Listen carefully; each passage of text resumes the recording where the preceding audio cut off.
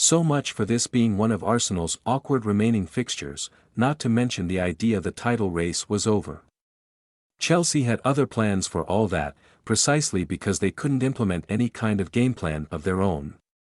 They couldn't do much at all. It means that, on a night when Arsenal went 3 points clear at the top with a 5-0 victory that is maybe Mikel Arteta's best performance yet, it is hard not to talk about Chelsea. Focus will be back on Mauricio Pochettino's future.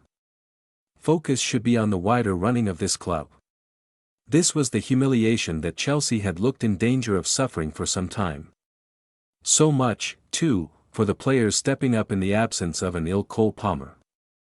They were instead just trodden on by an Arsenal side that were completely in the mood. It was one of those where it could have been much worse for Chelsea, given the amount of chances that were missed in the first half alone.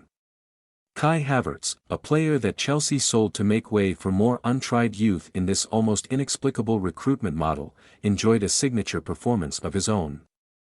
The German scored twice, as did Ben White, the victory becoming so routine for Arsenal that a defender not usually known for his finishing could amble forward.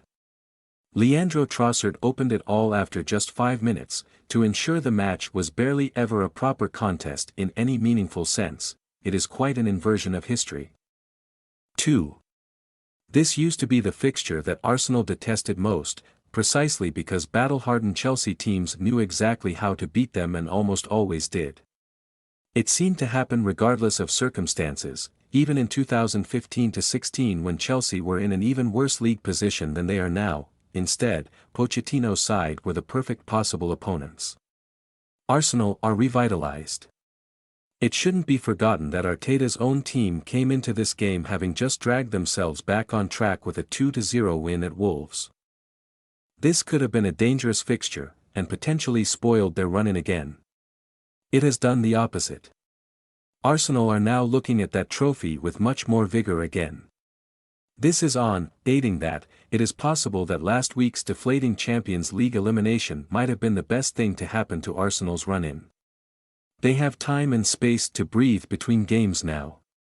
They also, most importantly, have a lead. There is an element of illusion about that, although not as much as with this Chelsea team. Arsenal have played 1 more game than Liverpool and 2 more than Manchester City. There is the likelihood this will be reset. For the moment, however, Arsenal have done what they can. And it may change things. As with the Bayern Munich defeat itself, this could be one of those situations where the calendar and context combine to have more meaningful effect on the actual table and run-in. Had City not been in the FA Cup semi-final, and instead just gone out and won a routine league game at the weekend, they would still be in tangible touching distance of the top, and these results would feel more like Arsenal hanging on. Instead, 2 successive wins before the champions' next play serves to shift the psychology of the run-in. There is now pressure on City to respond. Liverpool at least play their next game on Wednesday night, against Everton. All eyes will be on those to see what happens. To note their conviction as the final day gets that bit closer, there can't be much doubt about Arsenal anymore. Even allowing for the ease of this victory, they could have made things a lot more difficult for themselves. They did the opposite, and enjoyed one of the most expressive games of this season. And this against a supposed rival. Arsenal next face their biggest rivals, in a much sterner test, on Sunday.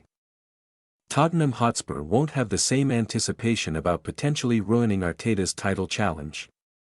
Arsenal look in the mood. They at least look like they can take this to the last day. As for Chelsea, it's all so aimless. Every time they seem to enjoy any sense of improvement, the team's sheer callousness sets them back. There is no real direction. It ensured this game was one way. Havertz illustrated that with the first meaningful moment of the match by just running straight through Chelsea, before Declan Rice did the same to set up Trossard for an easy finish. It wasn't quite as simple as White had it, as he enjoyed so much space from a corner for his first, before then wrapping everything up with a guided volley. It might not have been intentional, not that he will care. Havertz's 2 finishes to make it 3-0 and 4-0 were certainly intentional.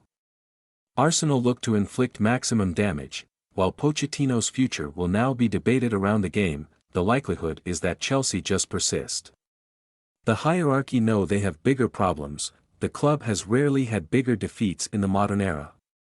Things have changed, not least in the title race.